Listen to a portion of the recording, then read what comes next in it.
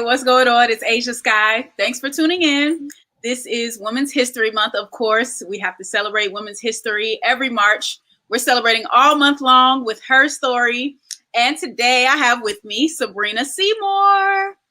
Yes, Sabrina is the founding woman of the Prevailing Woman. Sabrina, I'm super excited to have you. I want to hear all about your story. So let's get into it. Let's get started. Yeah, absolutely. Well, thank you, first of all, Asia, for taking the time to chat with me today, and happy Women's History Month to you as well. Likewise. As you mentioned, my name is Sabrina Seymour. Originally from Fayetteville, North Carolina, came here to Durham in 2004 because I went to North Carolina Central University. And yes, Eagle Ride. Yes. And essentially from being on campus and being pretty involved in different organizations and so forth, I'm a member of Delta Sigma Theta. I was always the chairperson of fundraisers and the go-to person if there was events or parties or whatever the case may be. Wow. So from that, it allowed me to birth into event planning. So I do have a wedding event planning company that will be 10 years on August. Wow. But from there, I always say this, I've always been a girl's girl. So I love planning activities for women, doing things with women, just kind of hanging out, and just, my husband always gets on me all the time. It's like, I feel like you would just want to be around your girls all the time. But it's just something about us coming together. We spark a level of magic for in each other. Exactly. So with that, in 2017, I birthed the Prevailing Woman. Please tell us all about the Prevailing Woman. Yes. So with that, the original idea, and it's still part of the vision of the Prevailing Woman, it was a print and digital publication where we just featured women around the world who are doing great things in their community. A lot of times we see magazines, and these are people that are like not really tangible. You got to go through hoops and hurdles. You got to know somebody and know somebody and know somebody, and you still might not get in that way. Just to connect with them. So I wanted to be able to feature women who, of course, have great influence, but maybe are just a little bit more tangible. So with that, the magazine was birthed, and as we know, print is it's not dying. It's just a little slower because I think everything has its life cycle, of popularity. Right. And so I said, why not use something that I know how to do very well, which is weddings and events. So essentially, of course, not necessarily weddings, but event planning. So I started to do a lot more events catered to women. And so we have done events all over the country that have attracted women outside of the country as well. We have three divisions. We have, our print and digital publication, and of course the blog as well. Then we have our events department. That's what I like to call it. And that's where we put on all different kinds of events, from health and wellness to educational, career advancement, mental health, just any kind of topics of interest that would interest women. And then we have our philanthropy side as well, where we do a lot of things. We give back to the community as well. How did you know, like, it was more than just an idea for you? Like, when you thought of the Prevailing Woman, what was that moment where you said, okay, I'm going to actually put this into action? So like I said, I've always been a girl's girl. And, being a part of, my sorority was definitely filling. It was definitely filling, but there were so many rules and bylaws, and you can't do this, and you can do this, and it's so exclusive. It's an application process. And you got to go through this and that, which is great, because I think that with anything that you join, having any level of process, you'll appreciate it. But essentially, I wanted to be able to have something that just brought women together of all ages and ranges. I feel like a lot of times there's different women organizations that are catered to millennials, they're catered to Gen Z, they're catered to baby boomers, and the list goes on and on. But I wanted to create something that connected us all, because I feel like we all have something that we could learn from each other. I can learn from, you know, a 70-year-old woman, and I feel like a 70-year-old woman can learn from me because I'm hip in technology. I know what the latest trends are, so I can teach you, and then you can utilize your 25, 40 years of career experience and you know, shower that onto me. And then I'm kind of winning in two areas and you're winning in two areas as well. And so that's been kind of my thought process of why I created it, because I just felt like everything was so categorized to a certain age group. So, yeah. Okay. Yeah. So bridging the gap. I like that. Mm-hmm. Okay. So do you have any events coming up? Yeah, absolutely. So for Women's History Month, this month we will be doing a one-day master classes. We'll kick off the event with a charcuterie board class. I just learned how to say that. Correct. Fancy. I just learned how to say it fancy because I was like, I have to make sure I say it right. But essentially, we'll kick it off with that. So the ladies will have about a 45-minute class. A lot of people are really hyped about that because I think that that's going to be trending this summer in our backyards.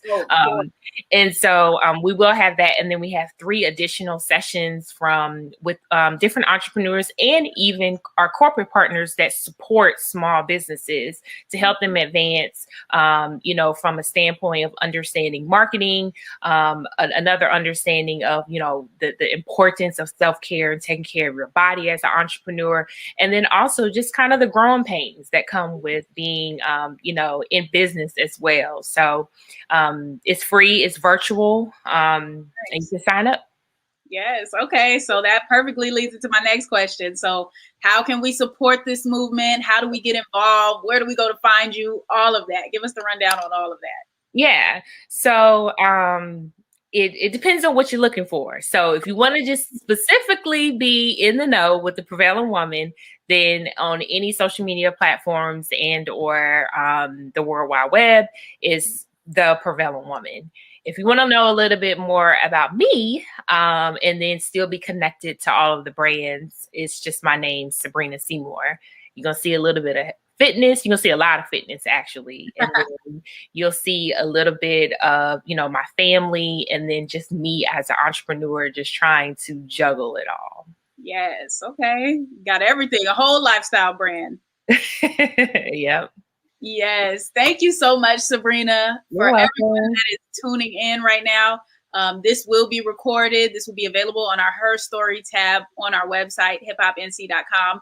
So share it, like it, tell all your friends about it, because we definitely need this information and we need more companies and brands like this that are just focused on uplifting, empowering, and everything woman. Yes. So yes. Sabrina. I appreciate the opportunity. Yes, for sure. Make sure you visit theprevailingwoman.com, like she said, and we will continue to celebrate and continue to tell her story. Thank you. Good afternoon, good morning, or good evening to you ladies and gentlemen who may be tuning in as well, and at whatever time that you may be watching this video. My name is Sabrina Seymour. I am the founder of Sabrina Seymour Events and the Prevailing Woman. And I'm here just to talk to you a little bit about, you know, Women's History Month, what it is to be a woman who has progressed from full-time, you know, working for the county, the city, corporate America, and transitioning into being an entrepreneur full-time. So my journey started, I honestly can say that my journey started back in 2006.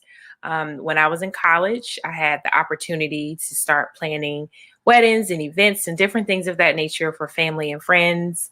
And it just blossomed into an event planning company. From there, I still, you know, pursuing my undergraduate degree, went off and got my master's, and just knew I was going to become a psychologist. That was my career and goal, was to become a psychologist. And throughout that kind of matriculation of doing all of that, I still was being called on very heavily to plan weddings and events. In that process, I juggled a lot. At that time, my now husband proposed to me. I had 2 children, and still was somehow able to work a full-time job. I had a part-time job, and I was running a business. And I definitely was tired, and then had newborn children as well, trying to buy a house and all kinds of things. So it came to the point when finally my boss said to me that I had to pick something. And he suggested that I pick something that makes me truly happy. And at that point in time, and even still now, it was weddings and events. But I was unsure how I was going to be able to financially, hold up my end of the bargain in the household. So I had a conversation with my husband. And if you're not married, you can have a conversation with a financial advisor. Even if you are married, I still would suggest to do that as well.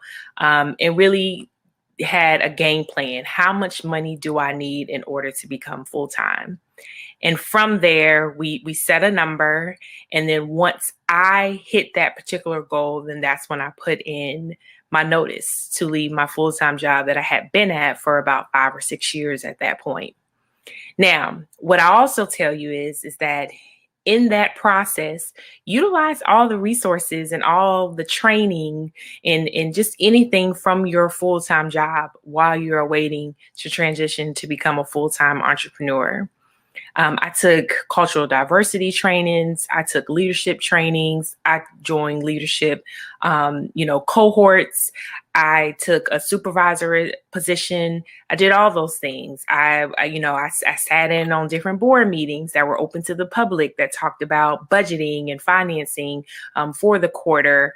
I helped create jobs and positions, sat in on interviews. Even if I wasn't someone scoring, I just sat in on the interviews because I knew that there would come a time that I would have to start hiring people.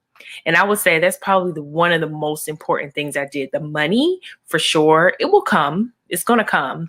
But if you don't necessarily have the organizational skills, the leadership skills in order to run your own business, you're going to fail, unfortunately. And you may not stay in that spot, but it's going to take you, you're going to have to figure it out and then spend the money that you're making from your business to figure that out.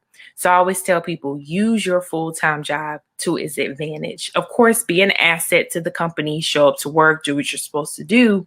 But if they have these trainings and maybe it's not necessarily it pertains to your job description, just explore it. Because when you become your own boss, you're everything. Your payroll, your accountant, you are depending on what industry you're in. If you're in the food industry, you need to know how to cook. You need to know how to bake. You need how to repair things and everything, because you're not always going to have staff, especially when you first start off. So those would be my first 2, pieces of advice. And my last piece of advice that I want to give you is that make sure that you have a game plan to take care of yourself. A lot of times we get into, entrepreneurship and just even, careers, and we get so tied up into it. And before you know it, you're going to sleep and you're waking up. You're going to sleep and you're waking up and you're working. And that's not healthy. You're going to experience burnout. You're going to fall out of love for the thing that you are passionate about as well. So make sure you take time for yourself. My assistant is very clear and knows that there's a certain block in the morning where we don't schedule anything in my calendar unless it's a complete emergency, because that's the time that I work out. That's the time that I, meditate, I pray, I do all kinds of different things. And these are not practices that I adopted within the first 5 years of business. It honestly has been over the last 3 years, and I'm going into 10 years of being an entrepreneur. So it takes time. You have to figure it out. You honestly have to almost experience the burnout. But if you are, smart and listen to the things that I know that you're probably hearing over and over and over, then you understand that you need to take care of yourself. honestly, that's probably going to be the first thing that I would suggest to anyone, is just make sure that self-care is a priority to you. I hope that these 3 steps were helpful as it relates to your transition, that you may be going into full-time entrepreneurship, and or if you are currently an entrepreneur and still trying to figure it out, you feel stuck. Hopefully that these 3 particular steps could help you out. Thank you so much for listening.